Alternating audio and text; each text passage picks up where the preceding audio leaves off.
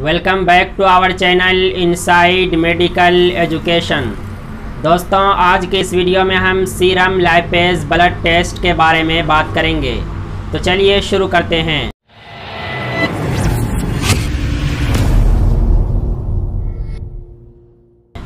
दोस्तों, सबसे पहले जानते हैं कि लाइपेज क्या होता है।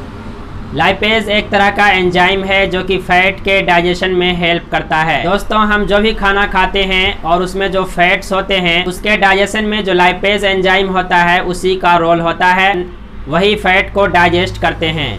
तो चलिए अब बात करते हैं कि हमें सीरम लाइपेज ब्लड टेस्ट की ज़रूरत क्यों पड़ती है। दोस्तों, सीरम लाइपेज ब्लड टेस्ट की ज़रूरत हमें पेनक्रियाटाइटिस और उसके साथ साथ पेनक्रियाज में चल रहे किसी भी तरह के क्रोनिक डिजीज और पेनक्रियाज में अगर किसी भी तरह का ब्लॉकेज हो और इसके साथ साथ सिस्टिक फाइब्रोसिस का पता लगाने के लिए सीरम लाइपेज ब्लड टेस्ट किया जाता है। दोस्तों, इसके साथ साथ हमें लाइपेज ब्लड टेस्ट की जरूरत कब पड़ सकती है। दोस्तों, उन सिम्टम्स में से जैसे abdominal pain, nausea and vomiting, severe back pain, loss of appetite and fever. दोस्तों, ये सभी ऐसे लक्षण हैं जिसके नज़र आ जाने पर व्यक्ति को सीरम लाइपेज ब्लड टेस्ट करा लेना चाहिए।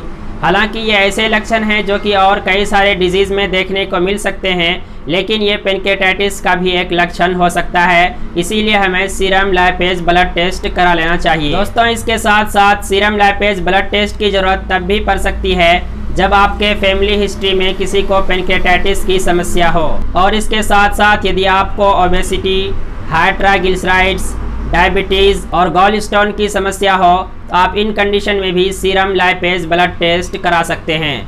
तो चलिए अब बात करते हैं कि सीरम लाइपेज का नॉर्मल मिकदार हमारे ब्लड में कितना होना चाहिए। दोस्तों, अगर किसी व्यक्ति की उम्र 60 साल से कम है तो उसमें सीरम लाइपेज का नॉर्मल रेंज 10 से 140 यूनिट पर लीटर होना चाहिए, और यदि किसी व्यक्ति की उम्र 60 साल से अधिक है तो उसमें सीरम लाइपेज का नॉर्मल रेंज 24 से 151 यूनिट पर लीटर होना चाहिए। दोस्तों, सीरम लाइपेज का normal range according to lab, person और यूनिट के एतबार से भी वेरी कर सकता है, यानी अलग अलग हो सकते हैं। तो चलिए अब बात करते हैं कि यदि हमारे ब्लड में सीरम लाइपेज की मिकदार नॉर्मल से ज़्यादा मिल रहा है तो ये किन किन डिजीज़ की तरफ इशारा करता है।